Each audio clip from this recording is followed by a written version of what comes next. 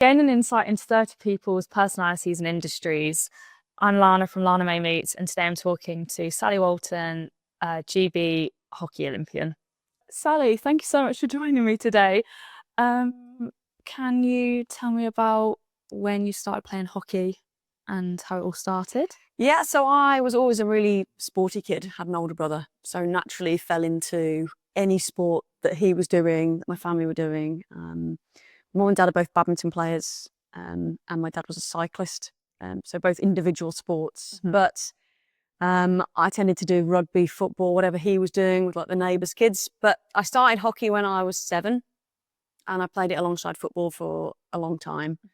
And fell in love with it, just the competitiveness. And the difference, I guess, between football and hockey then was you could play mixed for far longer. So for me, as a really competitive tomboy older brother that kind of, rough and tumbled with me, meant that the fact that I could play still alongside boys meant that hockey was always number one, football number 2. And obviously for football, you did actually play for Villa, didn't you? I did. I was very fortunate. I think that my sporting career, both sports took off to a degree, and then it became that point where to go more professional, you had to pick one or the other. And ultimately, I wanted to be an Olympian. I wanted to go to an Olympics. That was a big ambition of mine. And at the time, women's football wasn't an Olympic sport. But at London 2012, the showcase sport, every home Olympics gets to showcase a sport. Women's football was actually the showcase sport. So, but that's not to say I'd have been necessarily good enough to be picked, but the people that I was playing alongside in the league, so your Jill Scotts, Alex Scotts, that kind of genre, Karen Carney, they were all obviously there competing for Great Britain in football, and I was there for hockey. But that would have been cool if you could have just gone from one team into the next one, said, sorry lads, I just need to But a game this morning for hockey and a game this afternoon for football. See you later. Talking about footballers, I actually on the way to Paris, I was sat in St Pancras station, and well, first of all, do you know Aidan Turner that was in Poldark? I know the name, yeah. He was in front of us, and I was like, Mum, it's Aidan Turner. I've not seen Poldark, but I just watched Rivals, and he was in that. Okay. And he was with his son, and I was like, oh, and his son was quite young, so I was thinking, I don't really feel like I can speak to him. So I sat there for the whole time St Pancras across from him and didn't speak to him. And then Paige just goes, I think that's a footballer over there, and a women's footballer. And I looked around, it was Hannah Hampton. So I went up to her, I was like, oh my God, I'm really sorry, but can I get a photo? And I got a photo with her, she was nice. And then I said, oh, if I could meet 2 players, it would be Leah Williamson and Lucy Bronze, because I love them. Who walks through the gates? It was Lucy Bronze, and I was like, oh my God, I literally went so hot, I went so shaky. Yeah, literally, I went up to her and went, oh my God, please can I get a photo with you? So I got a photo with both of them, but I think they're off to the Ballon d'Or. Yes, it was the other night. Yeah. But genuinely, I was sat there after, and I was like, like if you visualise and want something enough, it will happen, and then you're like, I want Lucy Bronze, and there she is. And it was funny because I'd been sat across from this guy for about an hour and a half, being like, should I get a photo with him? And then these 2 people kind of just were walking, and I just went up to them. But yeah, so that was just. He must have been like, she doesn't recognise us. Yeah, she doesn't recognise me. But I don't know, I think if he wasn't with his son, I would have asked, because if son was like sat on his lap, I was thinking, I don't really. Oh yeah, that's very respectful. I mean, Ed Sheeran comes to watch his wife play indoor hockey in the same league as me. Okay. And he kind of sits away from everyone, but he brings his kids because he's there all day, he's there most of the weekend. And if he's not with his kids, he's very personable and would like do anything for anybody. But when his kids are with him, you can almost see there's that kind of unwritten respect of like family time versus me as Ed Sheeran, the kind of performer, and he just kind of accepts that people are going to want to talk to him. Yeah. So it was very I can imagine, like, it doesn't always happen like that. You can see me getting a little bit frustrated with people being like, kind of with my family. Yeah, definitely. I'm not going to put my child down to sign you on piece of paper. I think if kids are young as well, I don't know, you just can't really do it. And he was by himself. I was like, nah, I'd just be taking the mick, really. But so in terms of the Olympics, what were the most memorable moments on and off the pitch? I think when I reflect on it now, I think of almost like different stages. So there was the build up to it, and we would go weekly to go and play at the pitches. And because it was a temporary arena, the stadium was going up around the pitch. And so we'd go and train, and all the workmen would be there putting all the stands up and all the bunting and banners and stuff. And we did some really tough sessions there. And when you compete for a place at the Olympics, you're competing with quite a big field of people. So there was 31 girls that trained for 4 years, and only 16 would be picked. And a lot of those sessions, we found out in, let's say, the May or late May, that who was going. So from that point on, you had half that training group who knew they weren't going to go, but still had to come and train with, high intensity to ready those that were. We needed all 31. And also there could have been injuries or anything could happen in the lead up. But I remember that phase of being in a team that was selected versus those that weren't, and the dynamics, and almost your heart really broke for those people that weren't going, because you knew, like you, how much effort you had put in, but they weren't going to ultimately go to an Olympics. So that kind of phase of like going and training, seeing the stand being put up, moving into the village, because of it being a home games, we got to go move all our stuff in and stay for the weekend. So we kind of got over the like wow factor of, oh my God, there's this here and that here, and look at this, get your bearings. And then we moved back, left all our stuff, but moved out and did our final week training before we moved back in. So that we knew that when we moved back in, it was like business, ready, focused. Again, that's just one of the benefits of it being at home.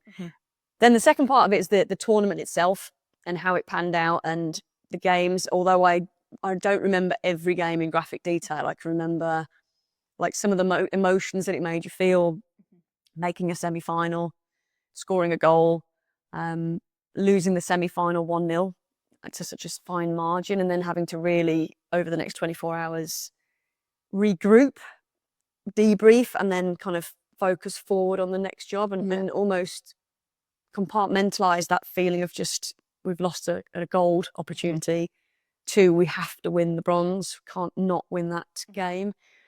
So there was a lot of emotions packed into quite a short amount of time.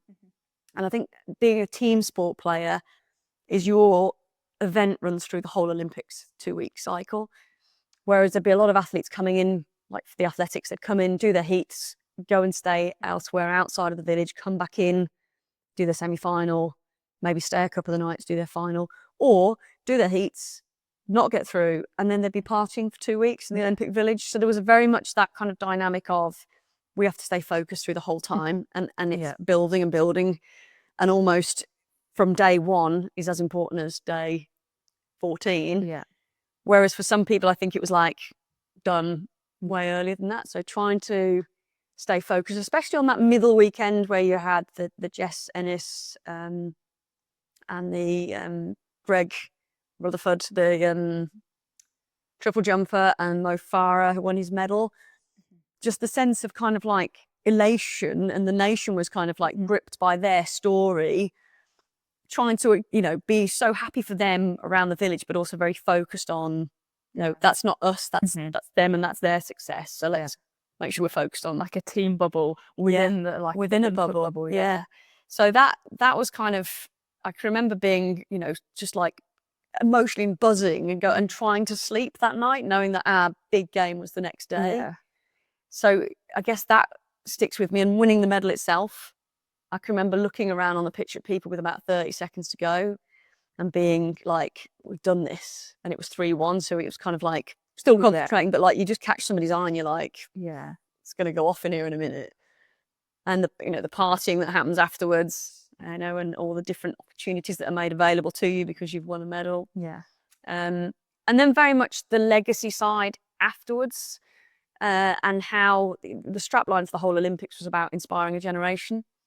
And certainly even to today, in what I do, my day-to-day job is about making sure that everybody that picks up a hockey stick gets given an incredible opportunity to take part in a sport that for me has given me so much.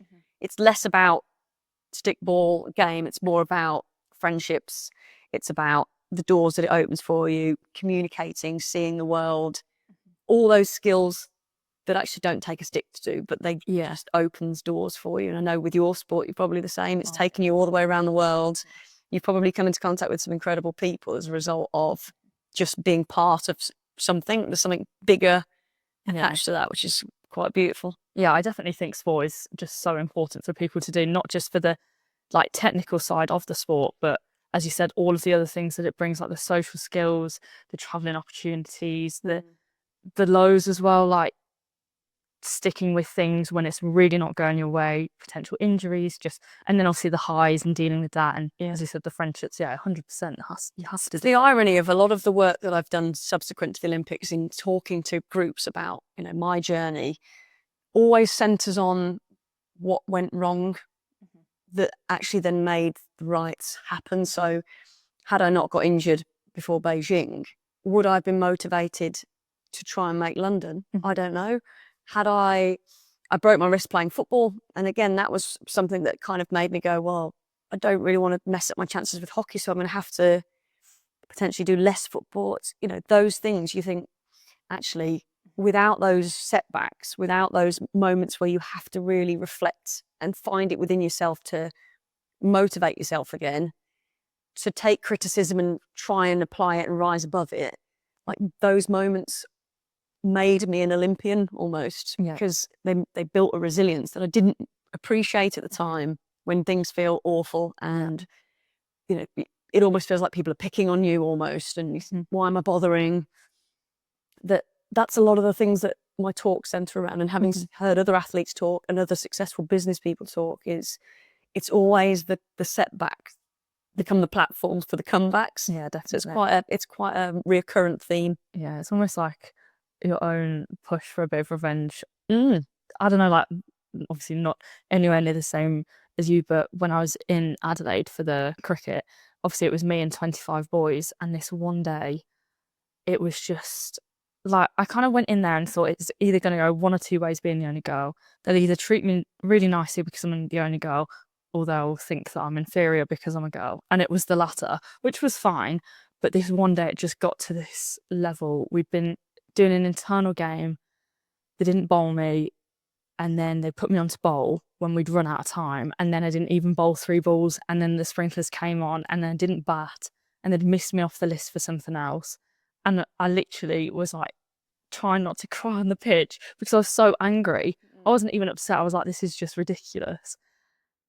And I think it would have been so easy at that point to be like, right, I'm not coming back to this again. And then I went home, honestly, was really upset. Pierce was very angry, and then went back the next day and just, I don't know, that and like rest of the week, I just performed so well on all the training sessions. I think it gave me that push to be like, I'm not just some little girl who can't play cricket.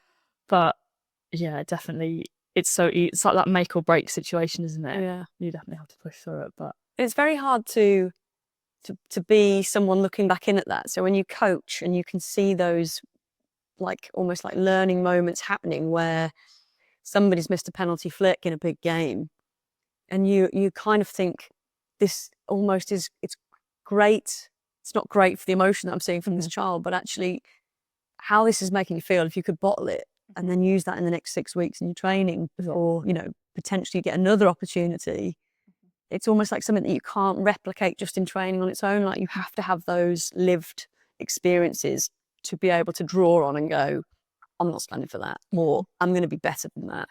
So it's really tough, because especially in more modern times, children tend to be shielded from, that parents are very forthright in wanting, pitch time and explanations for everything, and a demand for, why isn't my ex getting Y? But actually, they have to build resilience, and parents can't stand on that pitch for them and do it. So it is a good environment to see that happen in a kind of controlled manner, I guess. Coming off the back of the Olympics, the 2012 ones, how come you didn't go into the 2016 one? So that's a good question. I very much stayed involved in the program. So at the end of every 4-year cycle, there's a review of the program itself. Was it successful? And with UK sport funded programs, you have to kind of rebid for the money that you get to run your program, which is lottery funded. So results obviously play a massive part in that, but also your world ranking. So the money stayed in the program because the women medalled, the men didn't medal, but the program, men and women, kept the money. And so I kind of felt that I didn't quite achieve everything that I wanted to achieve, and I wanted to try and go for a gold, whether that be in a World Cup or in Olympic Games. And I was still enjoying it. And I think it's very easy to just say, I'll go out on a high, but I knew that how I felt after losing the semi-final, that there was still kind of unfinished business, and I was still motivated to go out there and train. And it got to, like I say, selection is normally in about the May time. It got to the Christmas and I was having some reoccurring knee problems and basic wear and tear. So the cartilage behind my knee is completely worn away. So I was having to manage that with steroid injections. And it came to a review with the doctors who said, we can't physically give you any more steroids into your knee because you can only have so many courses of it before it basically starts to break down your knee anyway and erode what's left of the cartilage. And so they said, you're going to probably need a knee replacement by the time you're 35 if you keep going, or we try and manage you through the next few months so that we get you close to Rio selection. And it just never sat right with me that I would be sitting out of training sessions and then pulled in to play games, because I think part of the thing about being part of a team is that you go through things with people. And I didn't feel like it sat comfortably with me to sit out, even if it was for a very good reason, that I just felt that I was missing out on those times bonding with the team, and I didn't think that was fair. And so I made the decision at the Christmas 2015 going into 2016 that I would withdraw from the programme, because I was at an age where Rio would have been my last kind of swan song, but I didn't want to be picked just on past merits, because very much in sport, you have to be at the top of your game. And I didn't want people to be like, Sally used to be really good, and then she had these knee injuries and, you know, she's not the player she used to be. So I kind of made quite an unselfish decision. And even though obviously they went on to win gold at Rio, I never kind of look back and think like, oh, that could have been me. I kind of think that it was written for me to do what I did. And I got to commentate on the Olympics. I was still very much in touch with the girls, so I felt very much a part of, as I said before, on the cycle before, 31 girls had to prepare 16, that I felt that I was in that 31 still, that helped them towards getting that medal. So even today, so when you finish as an elite athlete, there are many different reasons, as I'm sure you know. So you could get injured, loss of form, you could be poorly, or you just aren't quite as good as somebody else. So that's a very tough conversation for someone to say, I'm sorry, we're taking your funding away and you're being removed from the programme. And 85% probably of people that leave the programme are told they're leaving. Whereas I feel very comfortable and content that I made that decision. And so no one ever told me I wasn't good enough. I just said, I'm done. I can't physically give what I need to, and that's not fair on those that are here. And the programme needs to continue, and I'm almost holding it back. So I feel and I know I've got a lot of friends who it didn't happen that way for them, and they tried to continue and then subsequently were dropped from the programme, and that's really eaten away at them in their adult kind of second career almost. So yeah, I think I'm a bit like, I'm glad I made that decision for me, and I feel like it was at the right time. And I still now have to manage my knee injuries. It's still there, but you know, function and quality of life. You know, I'm a personal trainer. I work on a hockey pitch all day long. I'm a very active person. I still play.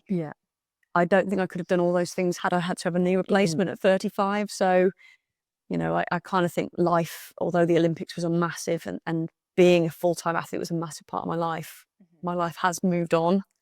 And I retain a lot of the characteristics of someone who is an elite athlete, but I also have a life away from hockey, you know, and family and stuff. So that's as important. Even things like, you know, walking my dog. You know, to think you couldn't walk your dog because your knee was definitely at this age as well. At this age, 35 is no age to start talking about changing your knee. I did not know that. That's very, not many people would have made that decision. A lot of people would have stuck with it for that selfish reason. And you wouldn't want to be one of the other teammates, and not saying it, but thinking they shouldn't be in this squad, or being one of the other girls who hasn't been picked and thinking they're not even training and they're getting into the squad. Yeah. And if it was roles reversed, you'd be so annoyed. So it is very.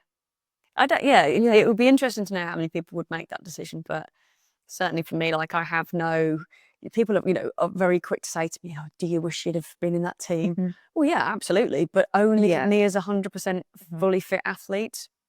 And that's not to say, that we would have won. Things might have been slightly different, but it sits fine with me that I didn't get a gold medal and that I got my bronze. I've had a lot of opportunities come off the back of that. And I'm happy, I'm healthy. I mean, a bronze Olympic medal is absolutely amazing. Yeah, nothing to be sniffed at anyway. So no, that's crazy. Bronze is the new gold anyway. Yeah, I think you're the only person that's ever said that. So the transition after being an Olympian into just, I guess, performance athlete life. How did you find that? What did you go into? Yeah. Again, I think I was very fortunate that before I became a full-time athlete, I'd done my degree and I was trained as a teacher. So I was teaching a bit before I went into becoming a full-time athlete. So I always knew that I had that to fall back on. And one of the best things about being in the programme and part of UK sport is that they put a lot of work into performance lifestyle, which is about readying people for life after their sport. Because, other than in football, rugby, maybe cricket to a degree, is you can't make a whole life off of a short career. You're not going to earn the amounts that, the top footballers are earning where they're set for life. Yeah. So at some point, your career as an elite athlete finishes and then another career has to start, whatever that looks like. And for some people, that comes sooner than they think, injury, loss of form. So the performance lifestyle part of things was actually very good at saying, what are your interests? And you could receive up to £1,000 a year to go and do some training. So a lot of people did open university degrees. I did my personal training qualifications at the time. So I always knew that when I finished playing, that I'd want to kind of go back and give back to the sport. But also my other interest being in the kind of physical fitness part of things. So I now kind of do both of those things because they still really interest me. And I think, like I say, I was very fortunate that I had my kind of head screwed onto those things. Again, I know others that probably thought, that's down the line, I don't need to think about it. And then, very unfortunately, I've had quite severe injuries, which have meant that, that's come a lot sooner than they perhaps thought it would. But I was very lucky, that I was very much like, have this to fall back on. I'm going to add the personal training to it. And now I'm going to make sure that I do something that, motivates me still to get up every day. I still train 6 days a week because it's almost ingrained in me that that routine. It's routine, but I'm also a better person if I do. I'm happier. I've got a lot of energy. And also I kind of practice what I preach. It'd be hard to be a personal trainer who didn't really do any physical activity. Yeah. So I think, for these girls to when I'm at school to see that I can still play hockey because I still play at a decent level, for my clients to see, she kind of practice what she preached, what she's talking about. She's not just an old kind of Olympian from 10 years, 12 years ago. Yeah. And now it's kind of like she just says it, but she doesn't really do it. So I think that's kind of helped me along the way. No, that's good. I know a lot of people agree / disagree with your training methods. How dare they disagree? In terms of personal training, would you say that any exercises that would be go-tos, like if you had 3 exercises that people should really do in the gym, what would they be? I think for all sport and also well-being, things like squats. So for obviously every power position from every sport comes from a squat. So your ability to move quickly, dynamically comes from your ability to hold your own body weight. So a squat, definitely.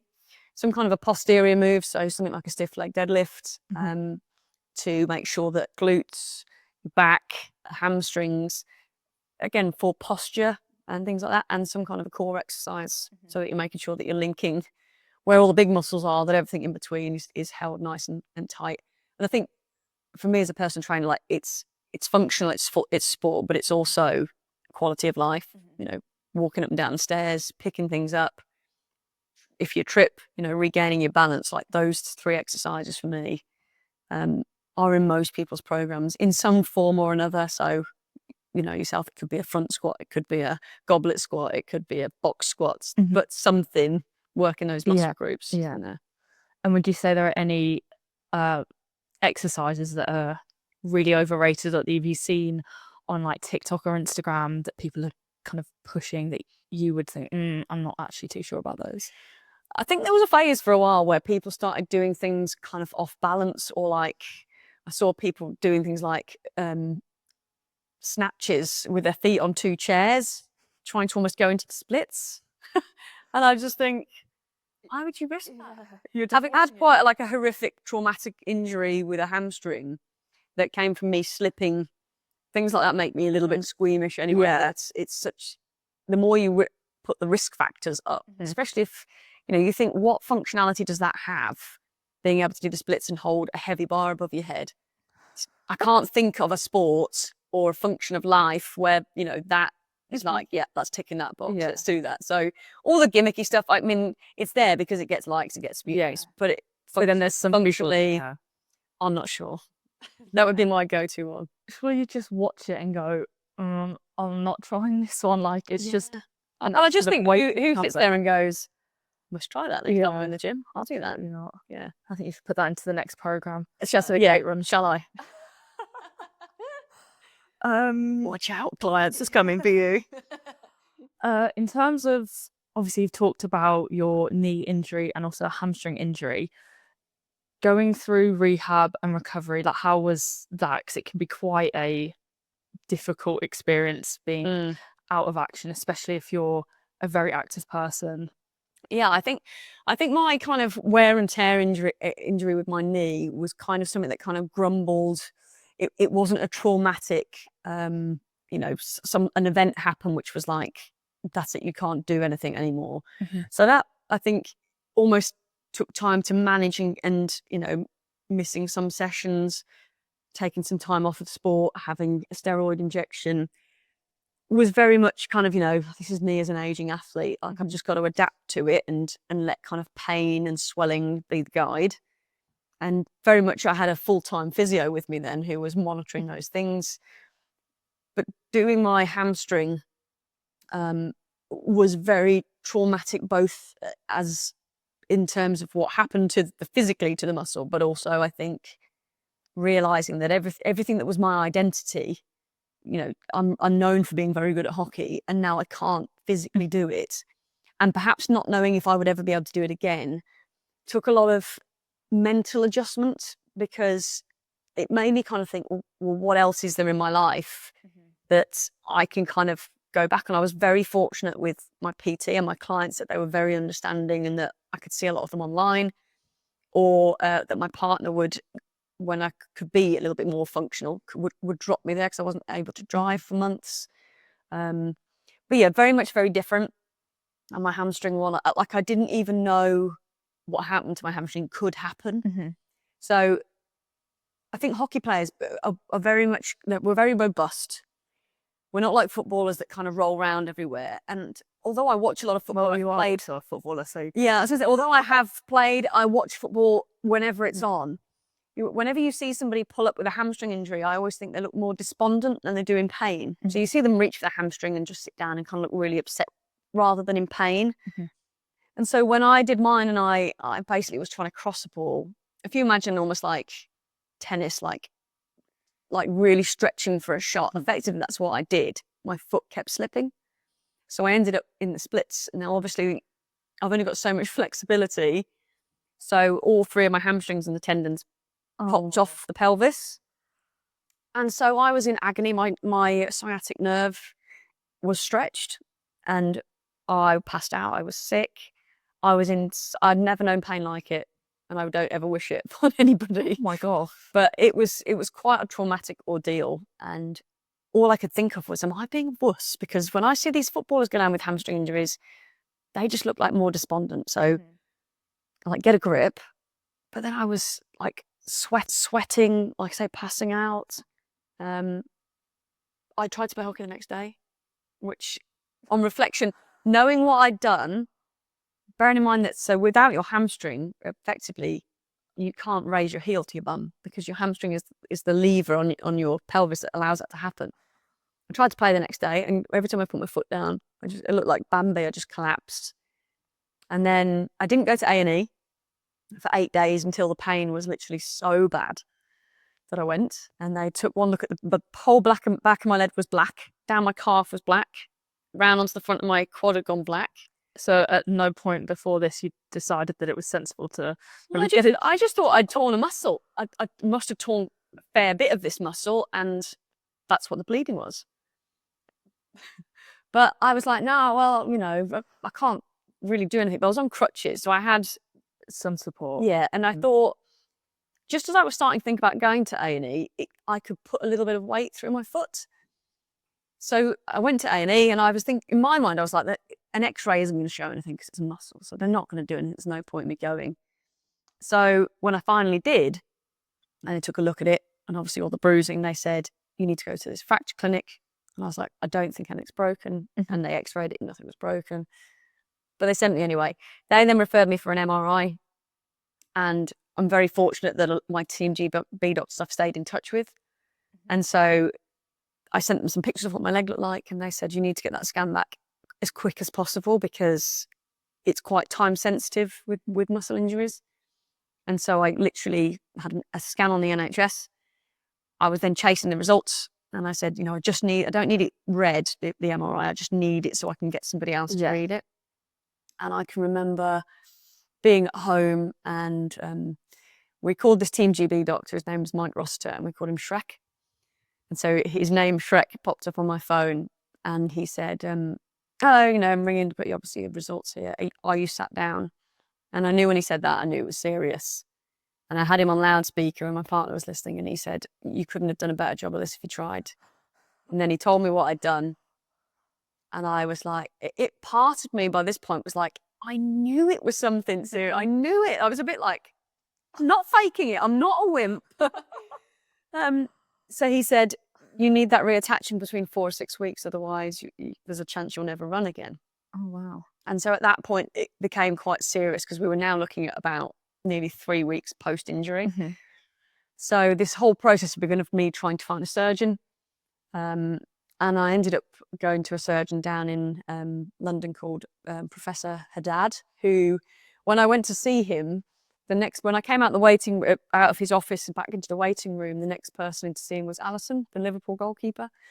And I subsequently found out that he does all the major surgeries for hamstring injuries. So he's done Bukayo Saka's as well. So I was a bit like, no, I'm in good hands. Quite high level group here. Yeah, I'm in good hands. He obviously knows what he's talking about. Yeah. But he very much said it needs reattaching or you won't run, let alone play hockey again. And so this whole like whirlwind was happening.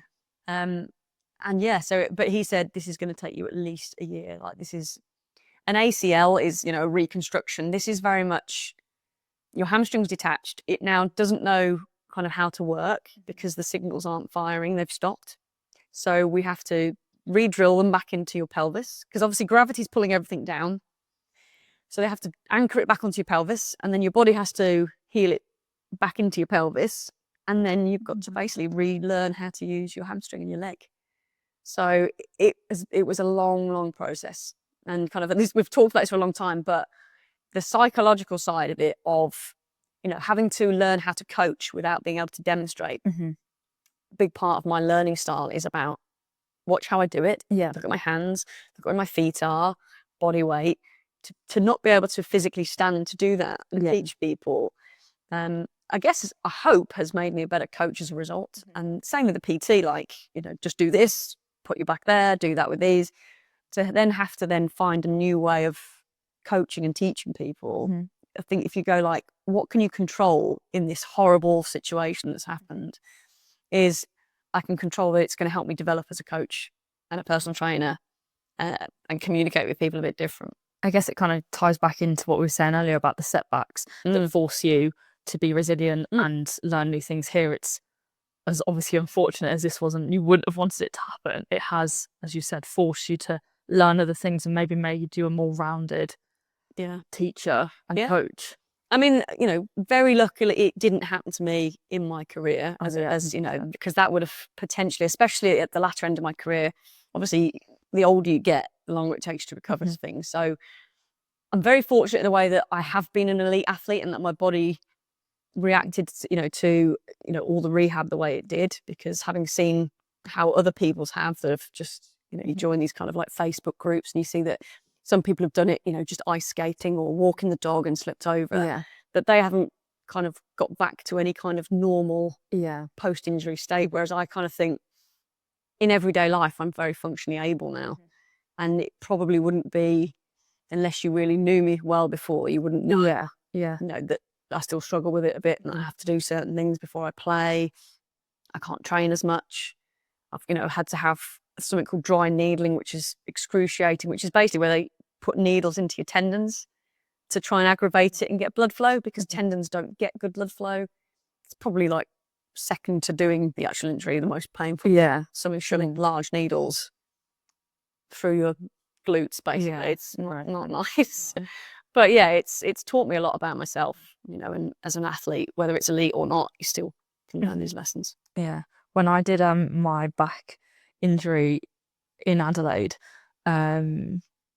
I couldn't play them for 8 weeks because I just literally ruined the bulge disc and then joint inflammation and a stress fracture. And they told me to do acupuncture, and I was just like, okay, I don't really like needles, but I'll give it a go because I could barely walk. And I had one session of it and I was like, I'm not doing this again. That's not something. Not literally, he was like, oh, they're only tiny. And he showed me them. I was like, oh yeah, they're not too bad. And he was like, can you relax? I said, I am relaxed. He said, no, you're not, because it was so tense. And Pearson met me then in the town centre after, and obviously I could barely walk, and then I could barely walk after the acupuncture. And he's like, can you stop walking like that? I said, this is how I'm walking for the foreseeable. Great. And he said, oh, you should probably come back for more. Your back's still got a lot of recovery to do. I was thinking, I'm just going to do other rehab. I'll absolutely not do a puncture again. But with hockey obviously being an amateur sport, was it quite difficult to, I know you said that they helped you, they gave you advice and helped you with kind of transitioning post-Olympian, but how was playing with no like major income or... So it is an amateur sport. It's now kind of, it's not classed as semi-professional, but you are able to make money playing. So effectively there is some semi-professional status. But I guess a little bit like cricket when you get overseas players, is that in hockey, some clubs may pay one or two people. So I've been very fortunate to have done some of my coaching badges, and that I've always had a paid position in a club. So it doesn't necessarily affect me as kind of, you were just saying in terms of it's an amateur sport, you don't get paid to do it. I'm very fortunate to be one of the few that does get paid to do it. So it does form part of a wage for me. I'm also very lucky that I guess what is my recreation and my hockey is also my job, so to come to RGS Worcester and be able to coach and be on a pitch all day, I effectively do get still paid to do hockey, which is quite nice. But yeah, it won't happen for much longer, but I'm very fortunate that I'm still playing, touch wood, to a pretty decent level where I can make not the kind of realms of footballers, but enough to have a nice lifestyle, I guess. Do you think that women's hockey in the near future could move into being a paid sport, or do you think it will just stay as amateur? I think if it stays running the same way that it is, it won't. I think there needs to be some work behind the scenes. So there's now an Indian Premier League there was one for men. This is the second year running that it's for women as well. That they almost need to go a little bit, I think, down the model of the netball with the Super League, and having franchises, which is what the Indian Premier League do, rather than clubs. There obviously still needs to be the club hockey, but if you're talking about attracting top talent and really pushing towards being professional, you need a professional outfit. And unfortunately, grassroots hockey doesn't have the money. So there needs to be some investment in it. And also at the moment, we're sending all our top players are going to get contracts abroad where there are professional. So Argentina, some have gone off to Holland, some to Germany. So they're going away to get their paid hockey, which is a real shame because then that obviously impacts what you're seeing at home and your homegrown talent. And people want to be able to go out and see their role models playing at clubs around here, and they're not there that because they're chasing money elsewhere, and you can't blame them for that. But I think actually hockey will be left behind if it doesn't start to address that. Definitely needs to be some sort of sexy short format tournament like that. Yeah, even with cricket, you've seen from the IPL there in India, or even the 100 Big Bash. It's all so attractive, and because it's only runs for kind of, let's say, 8 weeks, it draws people in because it's I've got to get tickets for it. It's only on for a little bit. And you've only got to look at the fact that the hockey has been dropped from the Commonwealth Games to know that actually team sports are going to, the spotlight's going to be on them, because if you've got to house 16 athletes, 7 sport members of staff for one sport, versus we can get in a 3-a-side basketball team, they've gone to a shorter, sexier format. Everybody's doing it. Hockey doesn't appear to be. They have the Super Sixes, which is the indoor format, which is smaller. However, we don't even in this country have a national team anymore for indoor hockey. So the governing body are not supporting that form of the game. They run this kind of standalone event, which is very well supported and very well liked by people, that they can go and physically to an arena and watch high level indoor. But for some reason, they've watched it happen with the netball with Vitality, and both England hockey and England netball were sponsored by Vitality. So there's no reason why they couldn't have run the same kind of thing for each. But netball, I think, is doing this, and hockey's just stubbornly almost staying where it is. That's a shame though, because even when, not that I've been to that many, but when you go to Lee Valley for games, there'd be loads of people there. And I know you're not getting football stadium sellouts, but you're still getting a lot of people, and there's a lot of young girls that play hockey that would want to go and watch those things, especially if the prices are affordable. I'm not sure about netball tickets, but I know for the 100 for the last few years, you could get a double header ticket for 30 quid. And they're prices that people can afford compared to, I don't know, a football game where it's just... and the problem is that hockey is watched by hockey people. Hockey doesn't attract because it doesn't have that, like you say, that sexy format that people go, what, that looks like something that I could take my daughter to or son to. It's run on a Saturday, so high-level club hockey for women is on a Saturday. People don't go and then watch their first team play because they're playing themselves. So I've always battled long and hard about this, because there aren't many heads of hockey at private schools that are women. And the reason being is because they're still trying to play high level themselves. So if you're saying that hockey players watch hockey, why couldn't you have women's league hockey on a Saturday and then your top teams in these franchises, if you had them, play on a Sunday? So that you knew you could play hockey and then go and watch it. Or you played your hockey and then you went in an evening to go and watch it. But it doesn't get the spectators because everybody's playing at the same time. Like timetabling just doesn't make sense. And the same with hockey's pro league. I guarantee if you went down there and went, do you play hockey or does your kid play hockey? They'd say yes.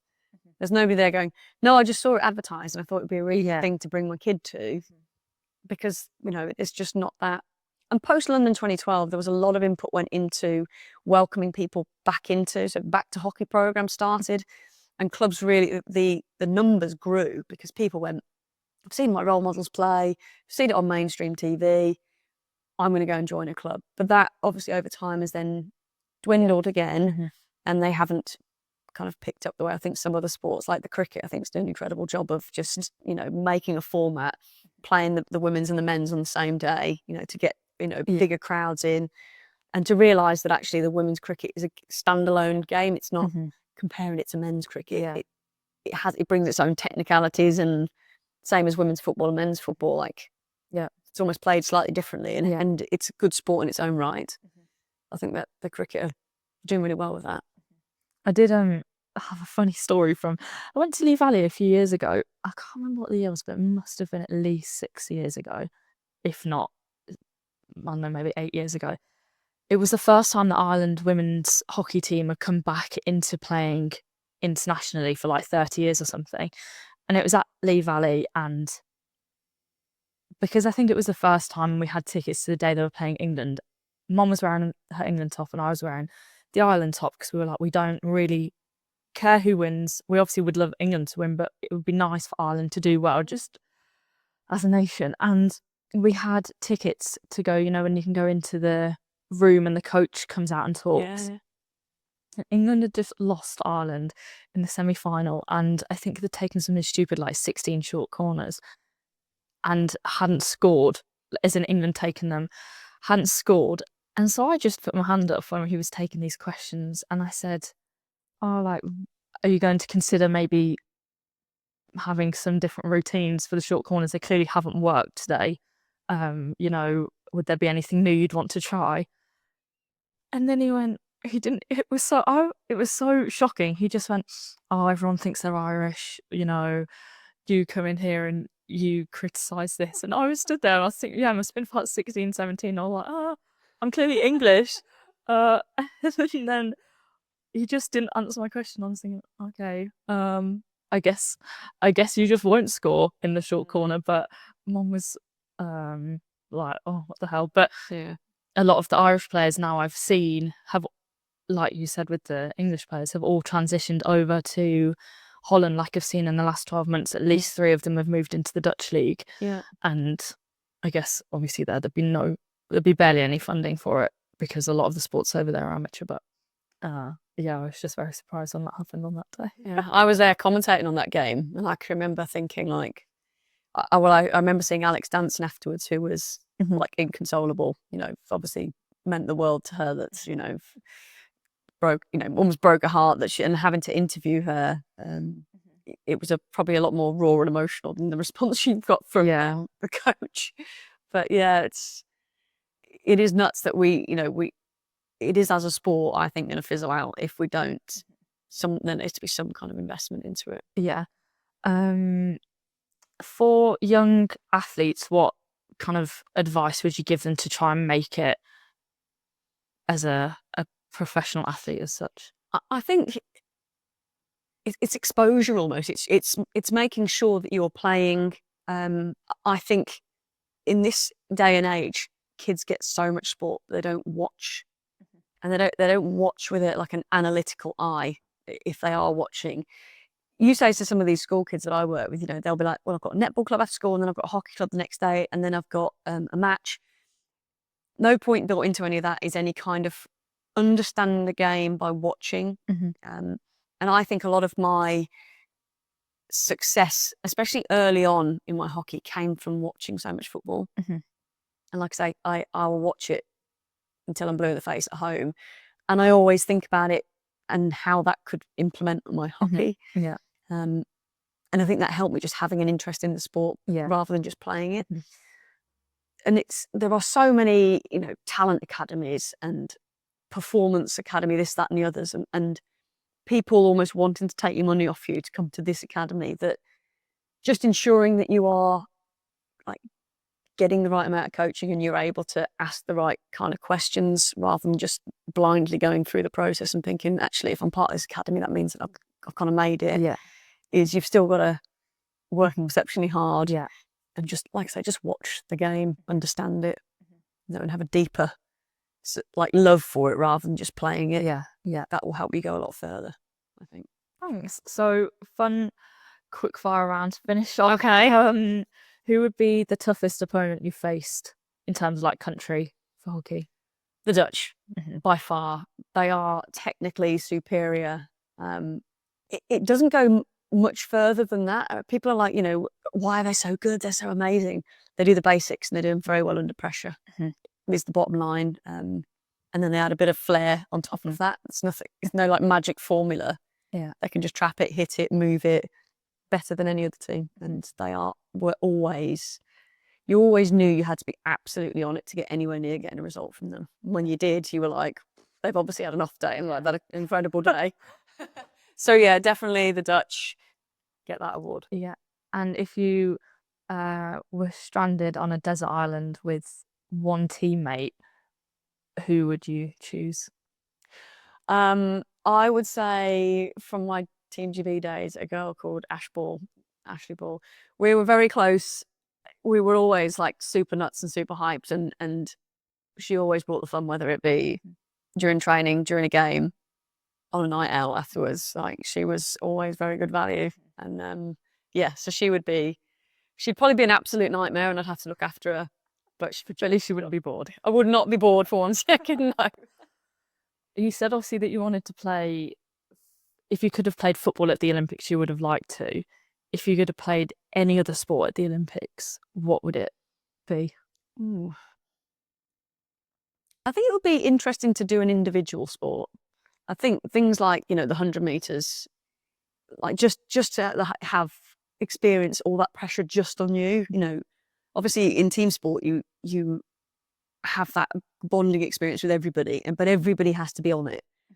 So you could have the game of your life, but you could still lose. Whereas if you're a runner, I think, think about Usain Bolt and all the like bravado but actually then having to deliver. I think that would be an interesting one to have a go at an individual sport.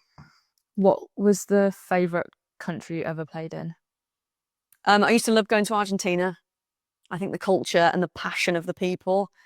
We'd go out there most years at Christmas, and it would be very warm over there. So we'd either have a test series or be part of a tournament. And you'd have people like rocking the bus, like their fans like rocking the bus. They'd be setting off fireworks outside the hotel to keep you awake.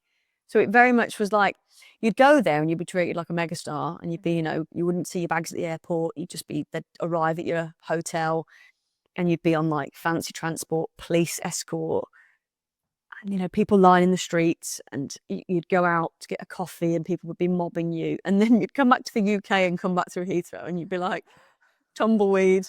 Oh, I'm just a normal person who, they'd come up to you with posters with your face on, like, sign this, do that. And then, so it was always good because you kind of felt, and it was nice to see how they are treated as athletes. And seeing Diego Maradona turn up to watch them play, and be as interested in them, in their hockey as we obviously are in his football was, that's crazy. Very cool. Didn't realise it was so popular out there. Yeah, very. And last question, if you could PT any athlete, like past or present, who would it be? Oh, that's a very good question. I think I wouldn't necessarily say a person, but I think to be able to have the resources available to work with someone like the English national football team. So from my time in the Team GB program, we worked with a guy called Ben Rosenblatt, and he was then kind of headhunted by England football, and he worked with them under Gareth Southgate. And I think, so I went to visit him with some students from the school just to look at kind of what St George's Park is like, what facilities they've got. And I can remember him saying to me, there's a lot of gimmicky stuff here that people kind of, they want the England football team to be using, so they just give it to us. Yeah. He said, but when I come out of this environment, all I need is a squat rack, a medicine ball, and I don't know what else, he said, TRX. Anything else is kind of, you can adapt and make out of those 3 bits of kit. But I think just to work with top level athletes and have access to them and the equipment, I think for me, even the women's England football team, I think, would be awesome. And just seeing all the things, like I say, they have access to, and the GPS data from them playing, and to be able to work with the managers to inform them on substitutions. Look, you might need to take this guy off because his sprints are now only at 72% of his VO2 max, so he's obviously fatigued, and be part of that bigger team, I think would be quite exciting. Yeah, definitely. Yeah. Is there anything anything else you want to talk about? Anything about podium fitness? Or no, I mean, check it out if you want to. It's just Podium Fitness 23.